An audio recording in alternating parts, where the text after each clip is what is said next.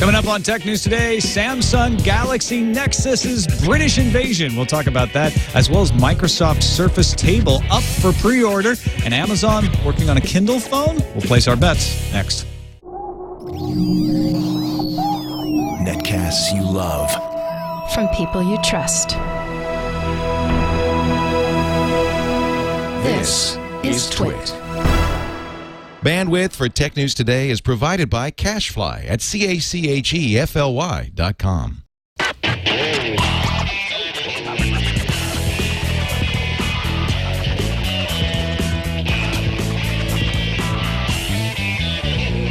This is Tech News Today for Thursday, November 17th, 2011. Tech News Today is brought to you by Squarespace.com, the fast and easy way to create a high-quality website or blog. For a free trial and 20% off your new account for 6 months, go to Squarespace.com and use the offer code TNT11. Welcome to Tech News Today. I'm Tom Merritt. I'm Sarah Lane. I'm Iyaz Akhtar. I'm Jason Howell. And this is the show where we kick around the tech news of the day, try to make some sense of it all. Joining us to help make some sense out of it, very happy to have Tricia, Duryee, senior editor at All Things D, through fire and flood and technical issues, getting on the show. Thank you, Tricia, for your persistence. Thanks for having me. This is great. Yeah, I'm glad we could have you on. Let's start off with Galaxy Nexus Day in the UK that went on sale. And Alex Ianu was the first in line in the UK to get a Galaxy Nexus, got it home, was all excited, turned it on, and it was developer ROM 4.0. Wow. Had the wrong software on it. He couldn't actually set up his Gmail. He saw all these weird developer options, so he took it back to the shop, and they said, oh, yeah, we'll just give you a different Nexus. And the second one worked fine. Well, by the time he got back to the store, hadn't other people already bought theirs, and were they fine? Yeah, they were all fine. There So was he just was a weird... Just a weird coincidence for the guy who got up the earliest. I just don't understand how that happens. How does that happen if you're buying a phone new that this one Weird just happens coincidence, to yeah. have that on it? Now, the Galaxy Nexus went on sale in the UK, technically, but that really means it just went on sale in London, which in fact means it really just went on sale in Oxford Street at the Phones for You store. They're the only ones who have it today, launch day. Galaxy Nexus will be available pretty much everywhere in the country from Monday, November 21st. And it is our first look at Ice Cream Sandwich out in the wild. A couple of things we found out today about it. When you enter account info, it asks you to sign up for Google Plus, and also prompts you to enter your credit card information right away into the Android marketplace. Interesting way to boost the Google Plus user base, right? Yeah, I mean, considering you put your I credit think card... that's actually the biggest deal. I think that's the most important part of the story, actually, is that, you know, the successful part about the iPhone is the integration of iTunes and all the credit cards that they have on file. And Google has yet to replicate that on any device. So they're also getting rid of checkout. So when you sign up with your credit card, it's actually going to be Google Wallet, which will eventually be used with your phone and NFC in stores. So I think the strategy is pretty smart to package those things together. Yeah, it seems pretty obvious. I'm curious why they didn't do this before in previous versions of Android. Do you think that would just be something they would always ask for right up front? Yeah, exactly. It was somewhere where they fell short. I think they thought people would just automatically sign in with their credit card when they went to the Android market. Instead, the Android market has been forced to pretty much have free apps exclusively so that people would actually be able to download them since their credit card's not on file. And that's also going to help when they launch in the United States, because they'll have Google Music tied into this whole thing. So you can buy an app, right? I mean, not an app. You buy a song, you share it on Plus, you're already signed in. Everything's going to be pretty seamless. You can share it right off the bat. Yeah, and people are much more likely to put in their credit card info during a setup than if they're just quickly wanting to buy something and they have to set it up right then. In setup mode, you're kind of in that space where you're willing to take a little more time to do stuff because you're excited about your new product, as long as you haven't had developer menus show up. But That's you can your also, Alex Iwanu. Yeah. you can also skip those options, too. You can say not now or skip the credit card thing. Right. So you don't have to do that. They're not requiring you to set it up at the beginning. Does it boost Google Plus to force people into this, or does it just create a lot of users that won't actually end up using it? Almost anybody with a Gmail account has access to Google Plus. I mean, I don't know. Depending on their ad blitz on Google, on the Galaxy Nexus, maybe it'll help. I don't really see it. I think it's great. I have a lot of friends who, when Google Plus first launched, they were showing up in my contacts, so I was adding them to circles, but all that they were really getting is an email from me asking them to join Google Plus, and they haven't. So they didn't know what is even going on. So there are actually people who aren't participating in that sort of the social Google ecosystem yet. So as many people as who could just have accounts, a little image that shows up helps them get integrated more easily. Yeah, and I think a big part of when you first get an Android phone is how well all of the Google kind of things work in conjunction with each other. So I would imagine this absolutely helps Google Plus for anyone who might not have checked it out before. Maybe this is their first Android phone. It's like, okay, well, now's the time, because then I can see what the benefit is to me for signing up for this and having it work with everything else googly in the phone. And it's sort of just always running in the background too. You take a picture and it automatically uploads to Google Plus. Yeah, the photos is the crack way to get people sucked in. Totally. That's why sometimes you look at Google Plus, and depending on what kind of user you are, you may think it's just a photo sharing site because it's used so often. Photographers and geeks are kind of the only people using Google Plus right now. At least that's the conventional wisdom. A couple other Galaxy pieces of news.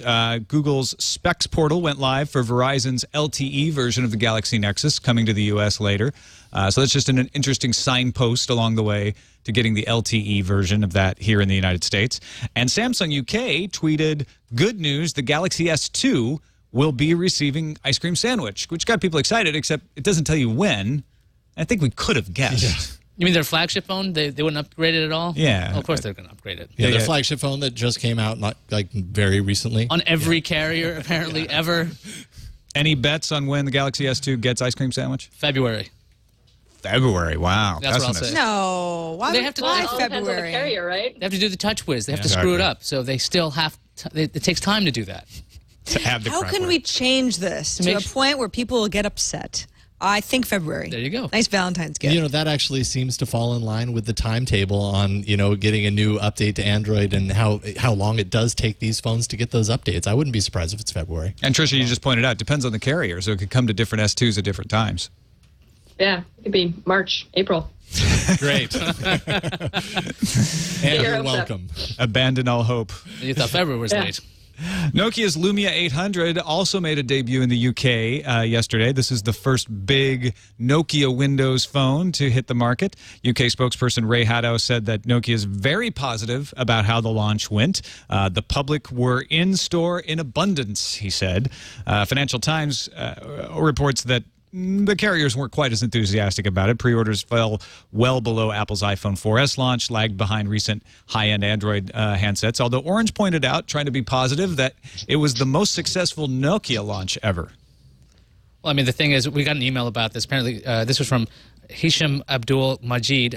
London is buzzing with the Nokia Lumia launch. There was no way one could avoid a Nokia promotion yesterday. There were promotional stalls set up on almost every sidewalk. The rickshaws that normally charge you for a ride started offering free rides. Of course, they were disguised as a big Nokia phone. I thought you were going to say they only took you to the place where you could buy a Nokia Lumia. You actually had to buy a phone in order to get That's that a free Nokia ride. phone. Apparently, yeah, the advertising in the UK is they're really pushing it hard. They want these Windows phones to sell, and that's a good way to do it. Although this is not London buzzing about the Nokia Lumia, this is the company throwing a big advertising campaign at the public. So two different things.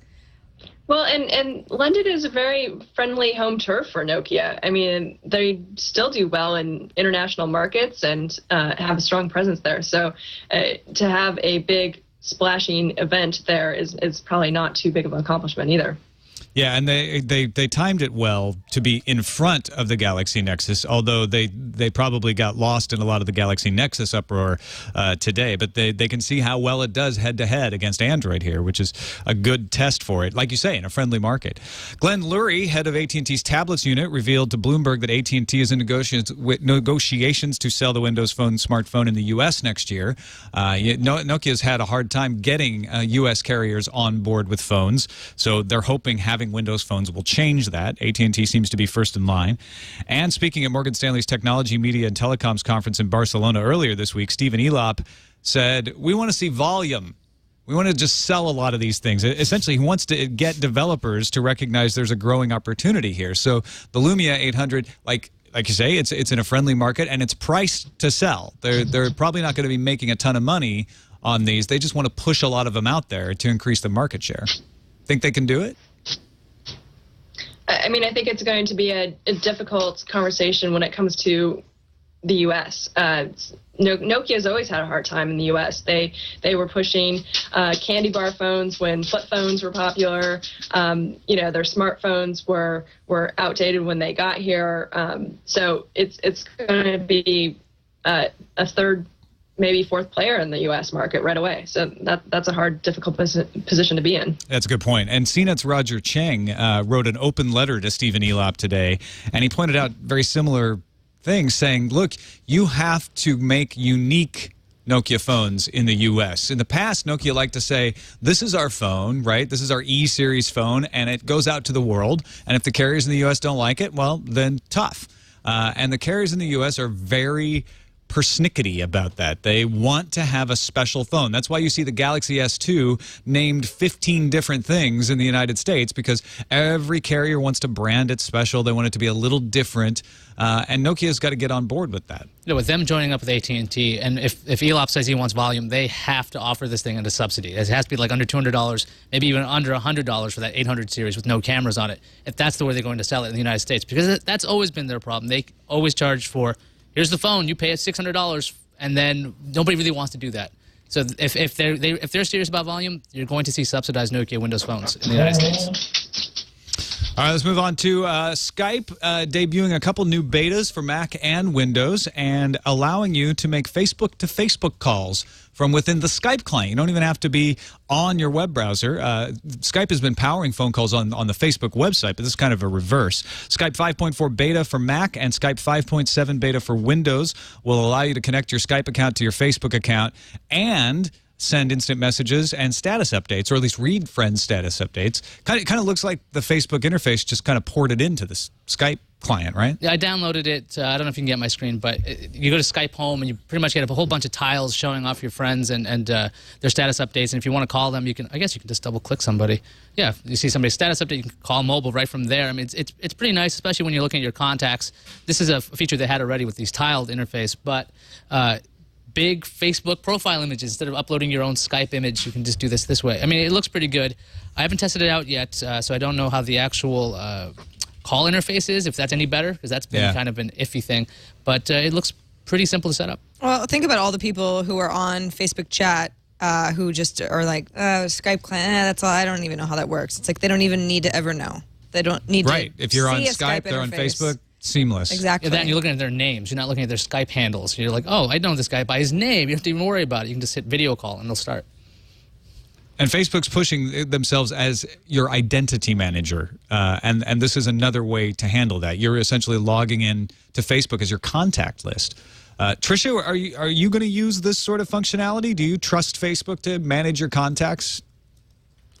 Good question. It would be nice to have a central depository for all of your contacts. I have some in Gmail. I have some in Yahoo. I used to use Outlook. There's my phone is sort of the central hub. So if that could sort of integrate well with Facebook, then potentially I would probably trust them. It would be nice if I could trust them, because you're right. Yeah. I've got my contacts scattered all over the place as well, and syncing and all of that just ends. I actually have. Who is it? There's one person in my phone contact list that has like 100 different entries because it just on every sync. There we go. I can't show it because it'll show her email address, but literally there's like 20 different email addresses for this person from sync. I just want to have one. I'm not sure if I trust Facebook to be that quite yet.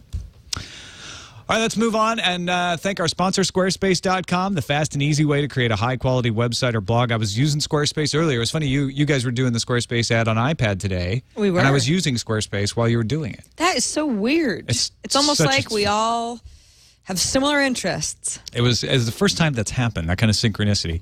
But I was updating the calendar on the Sword and Laser website. We use it for the Sword and Laser podcast that I do. And it's so easy to just log in and update something and get out and know that it looks good. You don't have to worry about it. The templates are there. In fact, they just announced a bunch of new templates. So if you haven't logged into your Squarespace, if you're already a subscriber, go take a look. It's even more beautiful, more options than they've had before. And, of course, they have great support 24 hours a day, 7 days a week. If you have any kind of issue, It's so easy. You won't have a lot of issues. But if you ever run into something, you give them a call and check it out. Squarespace.com, bringing you a fast, reliable, and gorgeous-looking website. The easiest way to do it. You don't need a credit card to try it out. I urge you to try it. Go to squarespace.com and just sign up. Just make a website. It'll take you no time at all. Start playing around with those templates.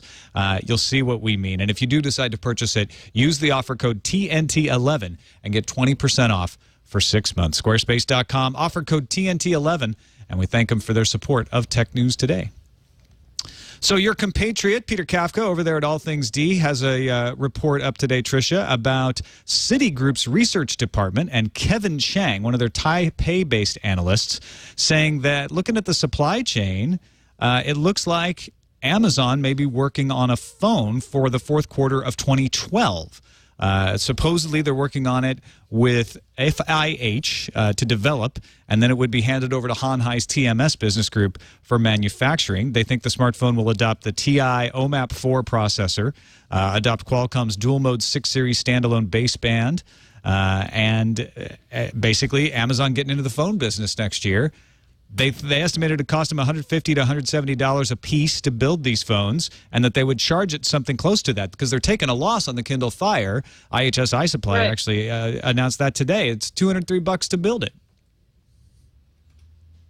Yeah, this is really interesting. I actually think the price point is a little bit high. The Kindle Fire is $199, so the phone is going to only be $150 to $170. So I actually think there's probably room there to go down a little bit lower. We're seeing pretty standard across all their hardware is a $25 discount for Kindle with offers, which is the ad-based subsidy that you're seeing on the phone. But what we're seeing here is actually a really interesting division of the hardware market. Amazon's strategy is to price it similar to what it costs to build, then sell on top of it, whether it's media or physical goods or even the offers that I mentioned.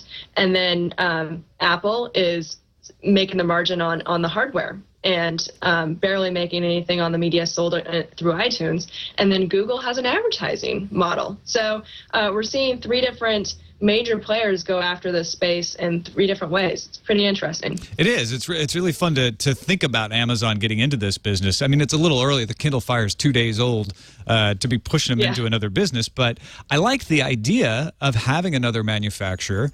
The report from Citi seems to indicate that there's a royalty going to be paid to Microsoft, so that would assume that they think they're going to stick with Android for this, which would make sense.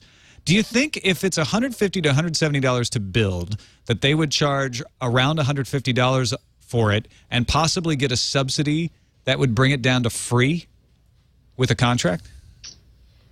I asked them about whether the Kindle would ever be free. That was the ink reader, the original one.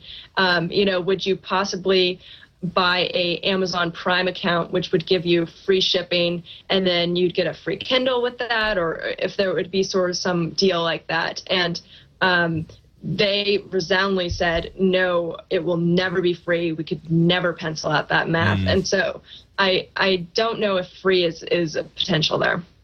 But I could easily see them do $99. Yes. Yeah. Yeah. And contracts and subsidies. What kind of phone do you expect out of Amazon? Do you think it's going to be like a super premium thing? It's going to be more like the horrible BlackBerry Storm? I mean, it's going to be like a mini Fire. I would imagine it'd be a smaller. Is it going to be amazing or horrible? Well, I mean, like $150, that actually is pretty close to the Kindle Fire. So if you start cramming that into a small form factor, you actually have some pretty good specs in there, I would imagine. I'm just wondering, like, are they going to go, okay, look, we're going to give you this middle-of-the-road, middling phone, but you have our services, so it's cool. Or they're going to say, look, we actually have a premium phone. Because, I mean, that was the original idea of the Kindle. It was like, this is a premium thing. It was $359 back then, or even beyond that, if I remember right. Would they be going for, like, which market? Are they doing the same old thing of, it's just good enough, or this is something you have to have? Well, I think with the Kindle Fire, it's already this is a very nice, smaller form factor tablet that does a lot of things, but the $200 is really the sweet spot, you know? So this is maybe not the most beautiful, sleek device that does the most, but for the price, it does a lot of things well, especially people who like the Amazon ecosystem and certainly Android. I don't see them coming out with a phone that's going to trump the Fire because what good would come of that is unless the phone was $350 or something, and that doesn't make any sense to me. I don't think there's a potential for them to have a super high-end phone. It's going to have a camera, it's going to have 3G, which the Fire doesn't have. It's going to have those things, obviously, maybe 4G. But their whole thing is the cloud, syncing seamlessly between your computer, your phone, your tablet. When I got the Fire, I turned it on and I couldn't believe how much stuff I had already bought from Amazon. All my books were there. My music collection was there. I use Amazon's App Store on my Android phone. All of my apps were already there. It was like my device the minute I took it out of the box. It seems sort of surprising that I had to do very little in order to start enjoying it immediately. Yeah, I would guess it would be what you see on the Kindle Fire shrunk down. And a TI OMAP 4 processor is a decent processor. By next year, it'll be a middle ground processor. So I think, yeah, squarely in the middle there. All right, pre-order now, folks. The Samsung SUR40 is available with its 40-inch screen, 1920 by 1080 pixel display, 178-degree viewing angle, and Athlon X2 dual-core CPU. It is, of course, the Microsoft Surface, and you won't be able to stick it in your shopping cart because it's $8,400. And in fact, it's $8,400 without legs. You have to pay extra. It's $9,049 with legs, according to the LA Times. It's sold without legs if you want to build a tabletop or display furniture around it. But this is something meant for businesses and large organizations. Dassault Aviation, Fujifilm, Royal Bank of Canada already on board to buy some of these. In fact, it's already out there at the Hard Rock Cafe in Las Vegas, a few other places like Microsoft retail stores, Sheraton hotels. Microsoft predicts use cases will be all over the place: automotive, education, finance, healthcare, hospitality. You guys going to pick one up? Yeah, I'm going to go with the leg-free option. Yeah. I don't want to spend $9,000. The mobile. 8K is more my speed. Yeah. No, I have no use for something like this, but I can see in a hotel lobby, for example, or looking up certain things. I've read some reviews online of people just saying, gosh, they're out to lunch. I mean, they're on some sort of another universe. Who would want this? I totally see uses for this. No one I know on a personal level is involved, though. Oh, I'm replacing all the desks at TNT with these things. So we don't even need to have laptops anymore. We can just flick, here's a note to you. I mean, I've seen this like at hotels. So if you want to check out maps and things, it's actually really nice when you're hanging out in the lobby. You're in a new town. You're like, oh, I can use this instead. It's got a good connection. But no, I'm not spending $9,000 on this. I mean, it's going to be fun to play with when you find it in a casino somewhere. But yeah, or in a mall. Like, where's Victoria's Secret? What floor is it on? Let's do some sort of interactive thing. Yeah, that's kind of thing. Tricia, do you have any good guesses of where we might end up seeing I don't know. I'm confused because it was 2 years ago or something that Microsoft announced a huge partnership with AT&T, and it was supposed to be in all of their stores. I don't think I've ever been in an AT&T store with one of these services. So I don't know what happened there, but it seems like it didn't pan out exactly the same way. Plus, we all have our own little pieces of glass that we carry around, whether it's pocket size or iPad size. So I don't know if there needs to be a communal piece of glass that we share. So I can look up my own information in the hotel lobby. I don't know. But we can share germs so much easier this way. I mean, we're all touching the same thing. I'm sure somebody sneezed on it a couple of times. I mean, think of all the diseases. Restaurants are really the place that I feel like it makes sense. A high-end restaurant, obviously, at $8,000 a table, but to do that whiz-bang cocktail, set down your mug and it tells you what kind of drink you're nutritional having, information, the recipe, that kind of thing. And maybe have some practical uses in collaborative situations. I could see it in hospitals possibly being, so that people can sit around a big piece of glass and move things around and yes, and show people things. But you're right. It's not, Tricia. It's not nearly as impressive today, 5 years after they first started talking about this, now that we all have little mini Microsoft Surfaces with us all the time. Yeah. All right, let's finish up with some Windows 8 Secure Boot news. This comes from Ars Technica. A Malcon security conference is happening in Mumbai, and an Australian developer and security analyst, Peter Kleisner, is scheduled to release the first known boot kit for Windows 8. able to load from a hard drive's master boot record and reside in memory all the way through the startup of the operating system, allegedly defeating Windows 8's secure bootloader that has caused so much controversy amongst Linux users. If you don't remember, the secure bootloader requires a license key to authenticate, and it's supposed to keep rootkits out, but it could also possibly keep you from installing any operating system that isn't Windows. There's a lot of controversy around how it works. Kleisner, however, may not be able to make his presentation in person. He's due in a court December 15th on charges related to a previous bootkit that he made, Stoned Bootkit, which is a proof of concept exploit that attacks almost all versions of Windows, XP, Vista 7, and Server 2003. The new bootkit is called Stoned Lite. Has an infector file that is only 14 kilobytes in size and can be started from a USB drive or CD. So, the upshot for this, all the people who are complaining about secure boot and the fact that it needs to be disabled for you to be able to install alternate operating systems can now point to it and say, see, it's even defeatable. It doesn't even keep your system secure. Yeah, but then people are going to argue right away, we shouldn't have to do this. We shouldn't have to work around something that was not broken in the first place. And if Microsoft's going to update this as time goes on, is there going to have to be like, does each Linux distribution have to come up with a new workaround every time? I mean, that seems like it'd be kind of irritating. Well, if the manufacturers cooperate, Right. they give you the option to turn it off in the BIOS, right? That's if the manufacturers cooperate, which has some been a will, question some won't. whether they're going to do that. I mean, it's nice to see it can be defeated, and it's good that you can keep using your computers if you want. It's not nice at all to No, see it can be defeated, but I know what you mean. That Yeah. anytime anybody puts a barrier up there, they say, "Look, we have this. It's secure."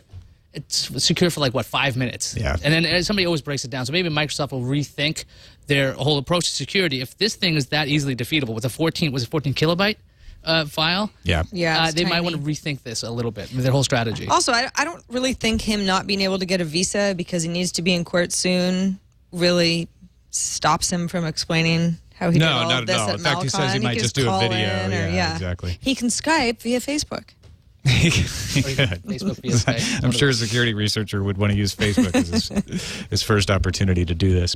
And don't forget, Windows 8 is in a developer preview version. Microsoft has a chance. This is responsible disclosure in a lot of ways because Microsoft now has a chance to shut this vulnerability down. So it's good for Microsoft to hear about this early in the development series. All right, let's move on to the news fuse. The European Parliament came out against laws like the Stop Online Piracy Act, currently being considered by the U.S. House of Representatives. The resolution was adopted in preparation for the November 28th EU-U.S. summit and contained comments, many issues beyond the internet, things like security and economics.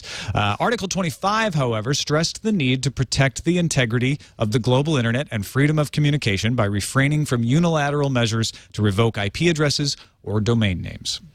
RDO, Simfi, Spotify, and Napster all just lost over 200 independent music labels because one distributor had decided to take down its offering from those services.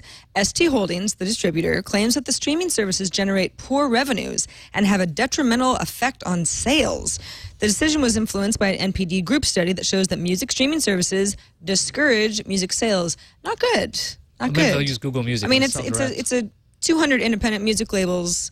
It could be worse, but not a good trend. In its continuing mission to streamline its properties, Google has folded Google Checkout into Google Wallet, as Tricia mentioned. Google Checkout has been around since mid-2006, and it lets you store your credit card information for easier purchases online, but it was far from a hit. Google Wallet is Google's mobile payment system that has a much higher visibility due in part with its partnership with MasterCard and Visa. Tricia, does this change a lot for people if they're just going out and using it? Is it just a name change, or do they get a bunch of extra features they might not have had? Well, I think it's more than a name change for people who are going to have NFC-enabled Android phones. So they're actually going to be able to tap and pay for things in the store where that technology is available if they have a Google Wallet account. So I think that's actually going to progress Google Wallet's adoption a lot faster if people actually already signed up for it. Seems like another example of Larry Page's consolidation focus. Let's get rid of redundant things too. Canadian Google Checkout was not popular. Yeah, I know. Canadians, you can help out your fellow countrymen, RIM, and save money at the same time. For a limited time, Canadian retailers will cut the price of the BlackBerry PlayBook by $300. That's 300 Canadian dollars. So that means that you can get a 64-gigabyte PlayBook for less than the regular price of a 16-gigabyte model. The 16-gig model will go on sale and cost less than $200. Quebec gets the price from the 16th to the 22nd of this month, while the rest of the Canadians get the deal from the 18th to the 24th. Is that because those dates mean something else in French? Or I have no idea. Yeah. That's what I just saw. Okay. PayPal just introduced a new Facebook app called Send Money that lets you, what would something called Send Money do? Oh, you can send money to your Facebook friends or anybody with an email address. And since this is a peer-to-peer payment, there's no transaction fee. If you want, you can include an e-card along with your payment so you can gift money to people.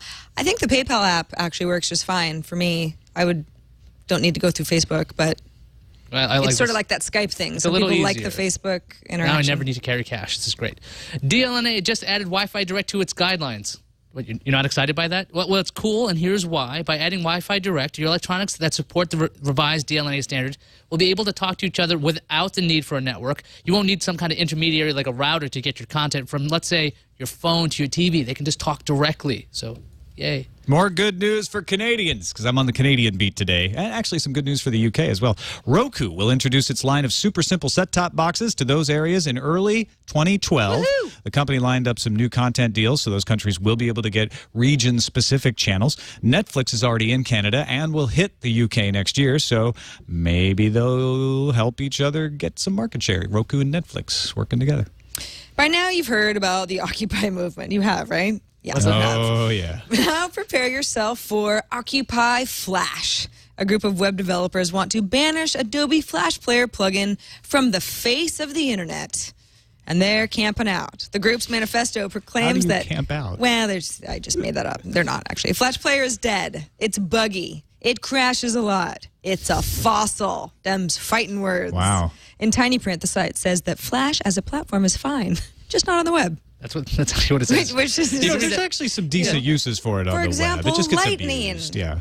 great. Angie's List, a paid service that provides verified customer reviews, has had its well-received IPO today. The company made $75.6 million by offering 8.8 million shares. The site's founder made $1 million by offering 72,000 of her own shares. The stock opened at $13 a share and reached a high of $18.75 before closing at $16.26. Also today, Yelp filed for an IPO that it hopes will raise $100 million. Now, Tricia, you covered this Angie's List IPO today. Were you surprised how well it did?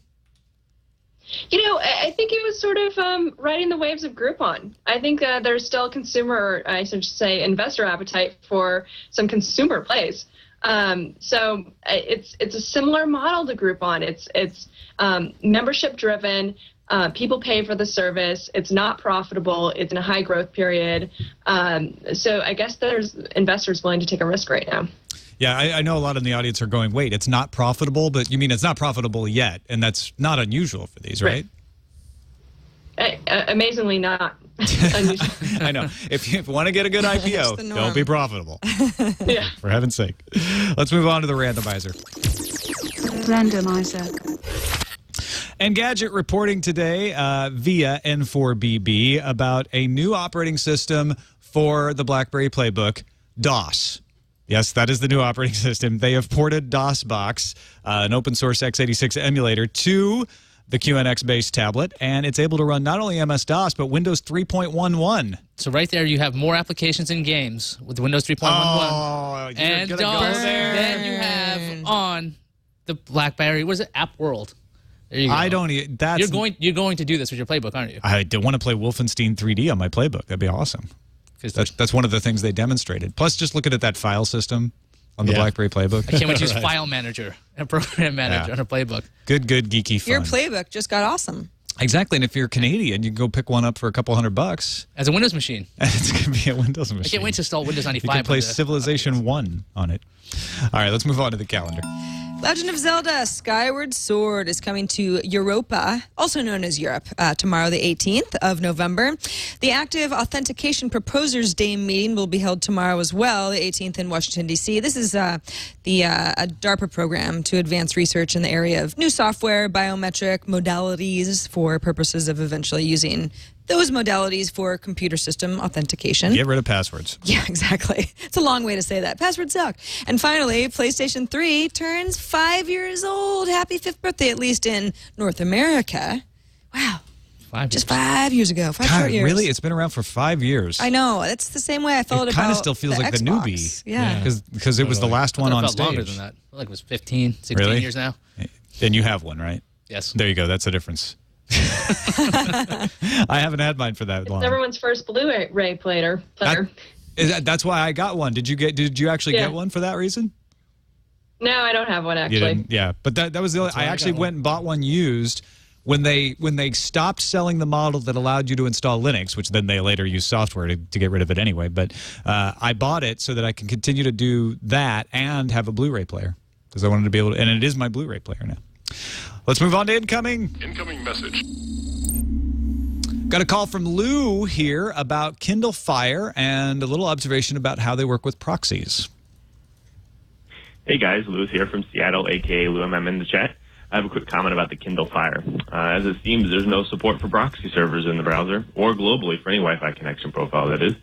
The ironic part, or funny part, in this fact, is that Amazon's Silk browser primarily uses EC2 as a proxy server, routing all browser traffic through EC2 and then over their HTTP replacement protocol, Speedy, to the device.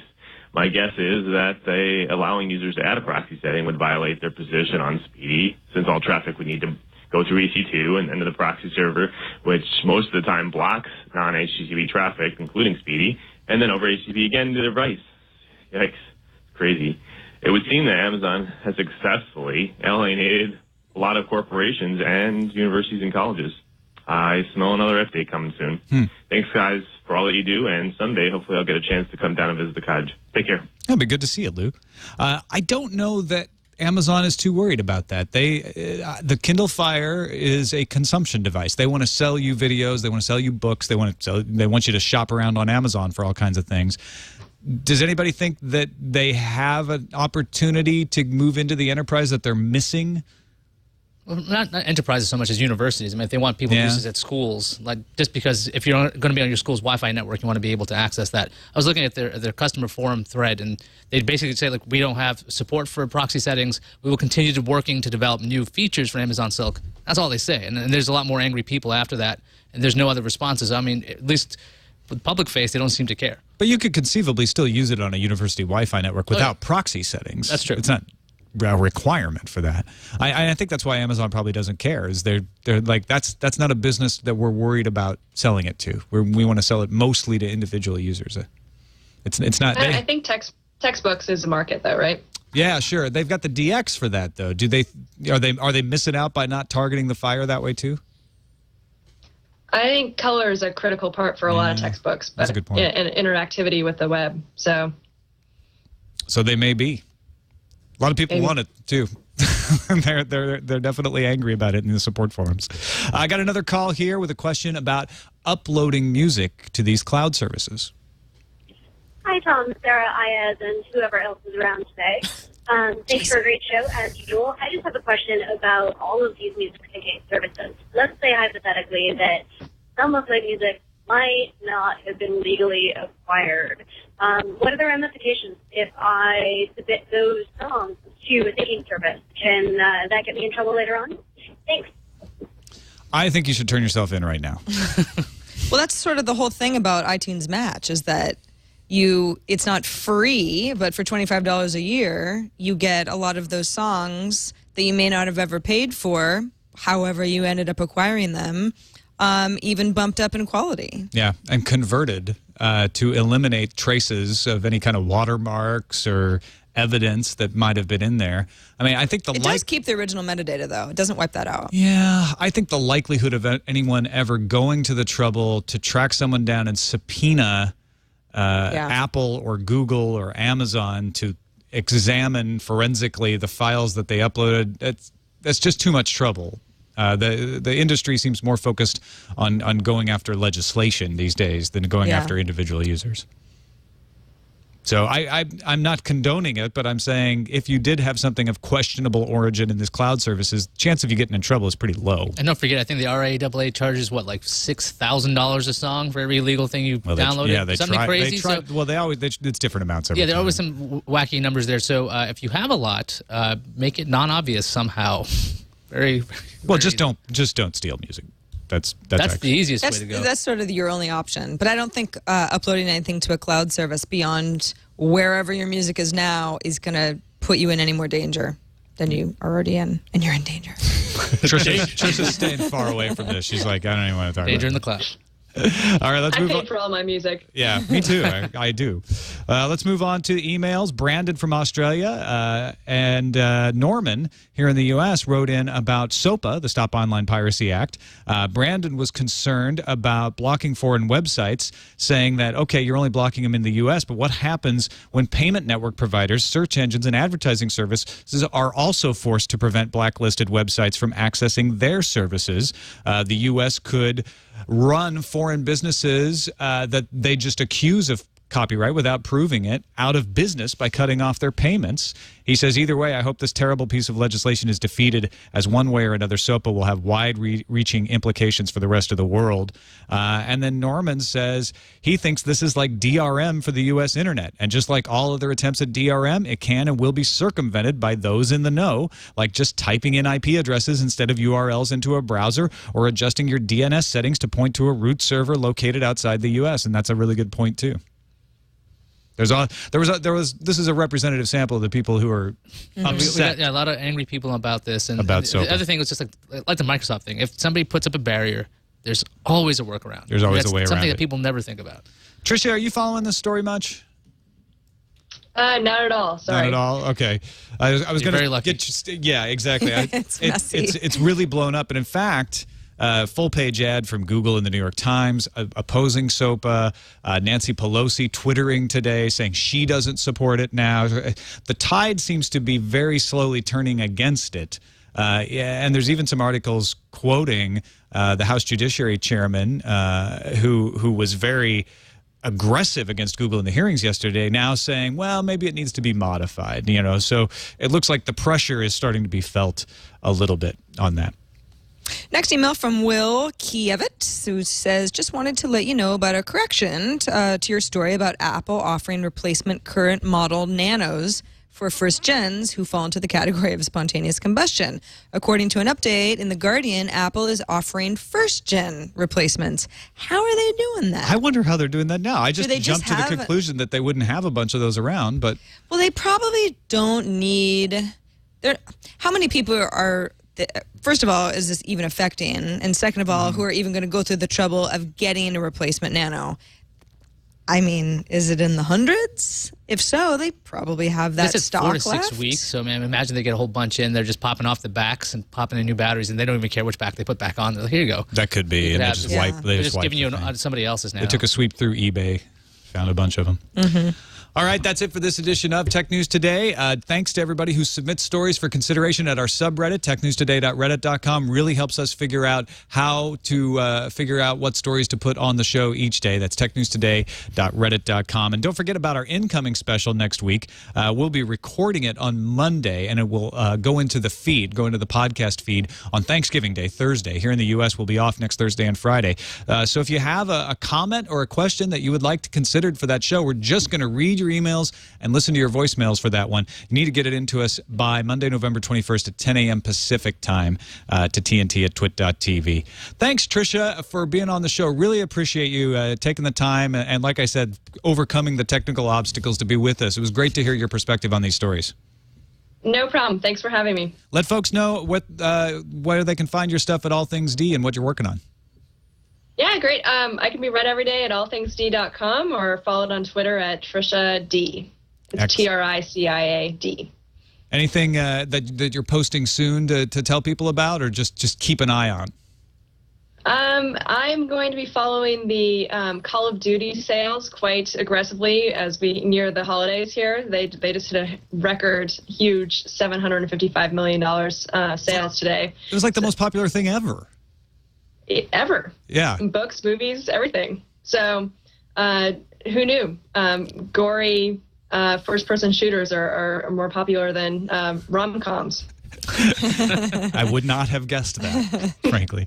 All right. Thanks again, Tricia. Really appreciate it. Folks, you can find us on the web at twit.tv/TNT. You can email us TNT@twit.tv and give us a call. Leave us a voicemail. We got a couple good ones today. 260-TNT show. Darren Kitchen is with us for Friday. We'll see you then.